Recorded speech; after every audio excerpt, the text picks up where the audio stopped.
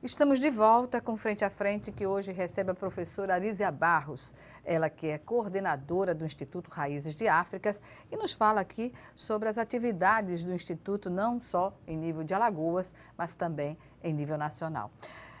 Professora, o que dizer das atividades do Instituto em 2016, o que é que ficou para se destacar nas ações do Instituto e as perspectivas agora, em 2017? Veja bem, eu acho que uma das grandes ações, nós fizemos algumas ocupações pretas, né, que a gente teve esse diálogo muito aproximado com as pessoas na rua, mas eu acho que a ação que merece esse destaque especial é a Incubadora Afro, né, que está tendo um caminhar, né? Como eu sou muito ansiosa, eu achei que a coisa ia acontecer da noite para o dia. O que vem a ser a Incubadora Afro está ligada a qual instituição, além do Instituto? Na verdade, a incubadora foi uma proposta, né? Nós conhecemos Giovanni Harvey, né, da Incubadora Afro-Brasileira. Ele tem essa ação que já invade alguns países de África, que tem a proposta de dar sustentação aos pequenos negócios. Às vezes as pessoas têm um pequeno negócio e não sabem como escoar ou vender aquela mercadoria. O empreendedorismo, Isso. no caso. E a incubadora vai dar essa aula de empreendedorismo, né? Acompanhar esses pequenos negócios. E o nosso interesse é criar esse espaço dentro das comunidades periféricas, né? Quando a gente fala no povo preto, ele está dentro da comunidade periférica.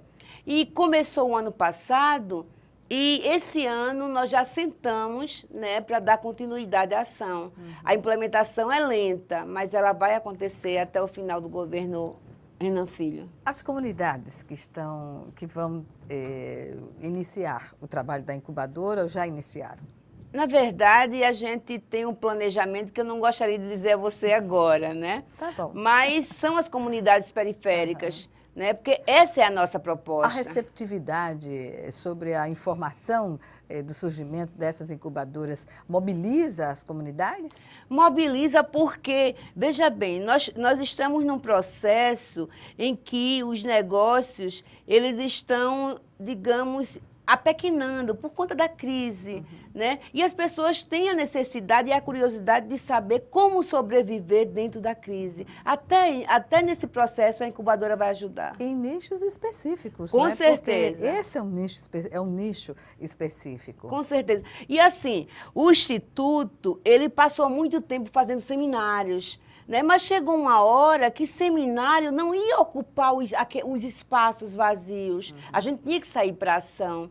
E começamos a perceber o que o Brasil fazia, né? Ter esse espelho e descobrimos a Incubadora Afro, que eu acho que é uma mão na roda nesse processo de Alagoas, né? Juntar o empreendedorismo com a questão do fazer do povo preto em Alagoas. Né? Aí você me pergunta, só vai acolher o povo preto? Não, na verdade, a gente vai buscar os espaços periféricos. Até porque o povo preto nos Está lá. espaços periféricos já são segregados. Com não é? certeza, com certeza. Do restante da convivência social, digamos Isso. assim. E, nesse sentido, algum setor específico a ser trabalhado dentro desse universo que é o empreendedorismo? Na verdade, não. A incubadora, ela não escolhe, ela vai abraçar o negócio que tem. Aliás, ela primeiro vai atender, né, o interesse do pequeno empreendedor. Vai haver uma pré-seleção. Né? A gente acolhe, primeiro, uma das coisas a ser vistas são os empreendimentos que são administrados por mulheres, que elas têm mais dificuldades em se estabelecer nos espaços. Vai ter a questão da idade, a questão do tempo, todas as questões das possibilidades, isso vão ser estudadas e trabalhadas. Pois não, professora? Não, vai ser uma pré-seleção, né?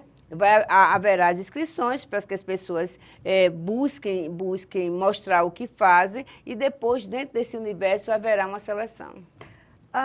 As parcerias, quando se trata de realização das ações do Instituto Raízes de Áfricas, elas têm ampliado ou o Instituto tem parceiros já consolidados e essa relação de uma entidade não governamental e o setor público e o setor privado, como se dá aqui em Alagoas? Qual a avaliação que a senhora faz desse entendimento?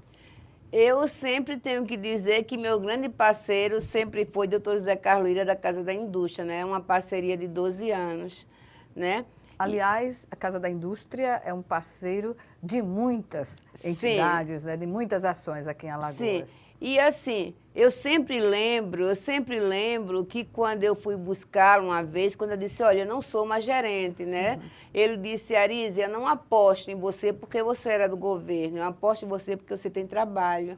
E estamos juntos até hoje. É esse entendimento do empresariado, sobretudo, de associar a sua atividade a uma ação bem-sucedida e uma ação, muitas vezes, que vai tratar de melhorar as condições de vida da população, de um segmento.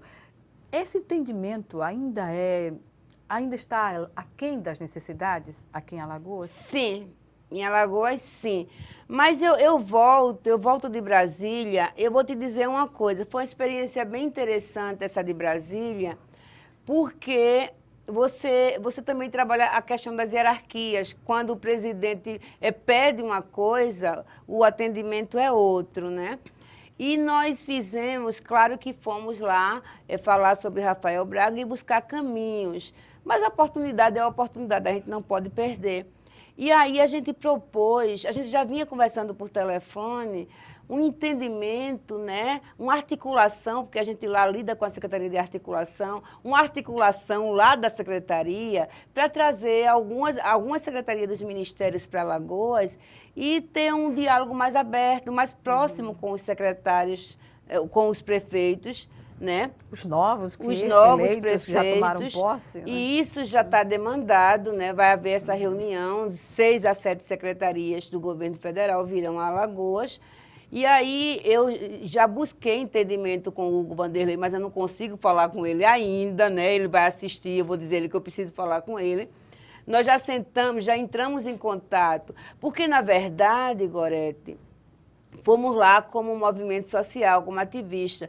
Mas eu encontrei o ministro Maurício Quintela, e eu dizendo, ministro, é preciso, né, que os parlamentares de Alagoas abracem essa questão, porque, assim, como ativista, tudo legal que eu faça isso, mas isso é papel do Estado, isso é papel de política. Isso é papel... ação parlamentar. Pois é. E aí, nós estamos também em entendimento com o senador Renan Calheiros para que a gente junte forças, certo? E busque criar essa alternativa. Não dá para pensar mais só em seminários para dizer como é que o povo preto vive em Alagoas. Não interessa mais isso. Já é sabido, não é? Já é sabido. É preciso agora ações efetivas, né? Inserir no contexto. Pois né? Como é, nós vamos trazer a Secretaria Nacional de Saúde, como é que isso pode ser trabalhado, a questão negra da saúde junto aos municípios. Uma atenção que não existe. Não existe. E quando a gente faz essa ponte em Brasília, Brasília ficou assim, altamente, digamos, receptiva a propostas. Saímos de lá com data marcada, que eu não vou dizer qual é a data, porque eu preciso acertar com o povo das Alagoas, né? E eu acredito que o povo das Alagoas tem interesse em trabalhar essa questão conjunta.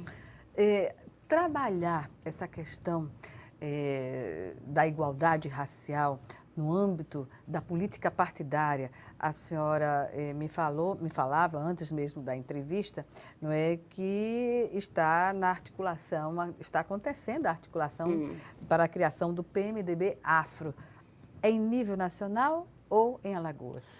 Na verdade, Alagoas está saindo na frente? Não, numa dessas reuniões que nós tivemos com o senador Renan Calheiros, né, ele mostrou interesse em criar o PMDB Afro em Alagoas, né, e perguntou se nós poderíamos ajudar.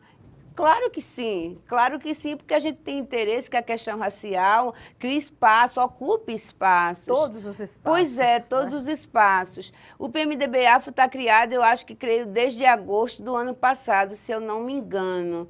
E aí ele me pediu um indicativo da pessoa que poderia assumir, nós indicamos a Fernanda Monteiro, que é presidente estadual do PMDB Afro, né? Ele existe em vários lugares do Brasil. E aí a gente busca fazer uma consultoria distanciando a questão da militância com a questão partidária, mas a gente entende que a luta, que a história pode ir bem mais além.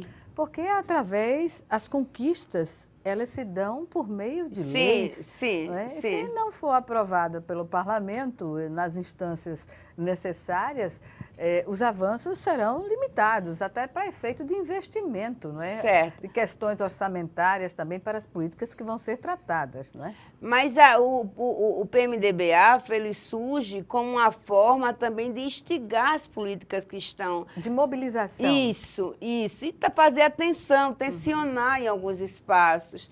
Nós temos políticas públicas em Alagoas, inclusive eu falei isso em Brasília, como a Lei 6.814, nós até conversamos com o vice-governador, né? A lei foi a segunda do Brasil. E ela ainda hoje repousa na gaveta, né? É letra morta. É letra morta, que cria essa obrigatoriedade do estudo de África nas escolas alagoanas. A lei está lá, quieta. Mas, se tiver vontade política, ela pode ressurgir. Falta a vontade política, né? A gente tem que dialogar com o governo, não pedindo a parceria para fazer pequenos encontros, mas pedir essa parceria para que as políticas públicas, que são mais amplas, que vai abarcar muita gente, Sejam efetivadas. Seja efetivada. Essa é a nossa proposta. E como tem sido, no caso, a performance, o trabalho dos professores da sua categoria, professora, no combate ao racismo no ambiente escolar? A gente sabe que o ambiente escolar é a continuidade do lar, da família, para fazer esse combate de uma forma educativa. Gorete, eu diria que nós tivemos um período áureo, né, que as escolas trabalhavam essa questão de uma forma mais coesa, né, que havia uma qualificação aproximada, específica, né? Hoje em dia eu acho que a coisa está muito solta. Nós continuamos recebendo solicitação para dar palestra em escolas. E como a gente não tem pernas para isso, a gente sempre informa que a Secretaria de Estado da Educação tem um setor, tem pessoas específicas e especializadas para dar essas palestras, né? Aí eu me pergunto como é que uma lei, né, a 10.639, vai ser implementada se ela já não é mais trabalhada, né? Alagoas já teve seu tempo áureo, e foi outra conversa que nós tivemos com o vice-governador, que é preciso, sim, retomar. As pessoas dizem, não, mas isso é preciso dinheiro. A gente faz algumas mágicas, né? Algumas mágicas. Porque a lei não é uma coisa que vai ser... É transversal, ela pode estar em todas as disciplinas, não é uma disciplina isolada, a gente não vai precisar contratar professor. Tem que trabalhar na transversalidade das disciplinas existentes. Isso. A gente só precisa incluir nas formações da Secretaria de Estado da Educação a questão da Lei 10.6, não trabalhá-las como uma coisa isolada, porque é isso que acontece, né? A questão de preto é trabalhar numa oficina isolada. Ela pode estar implementada dentro das formações. É como se desconhecesse a lei que coloca o portador de deficiência numa sala de pessoas ditas, digamos assim, sem nenhuma deficiência, normais, né?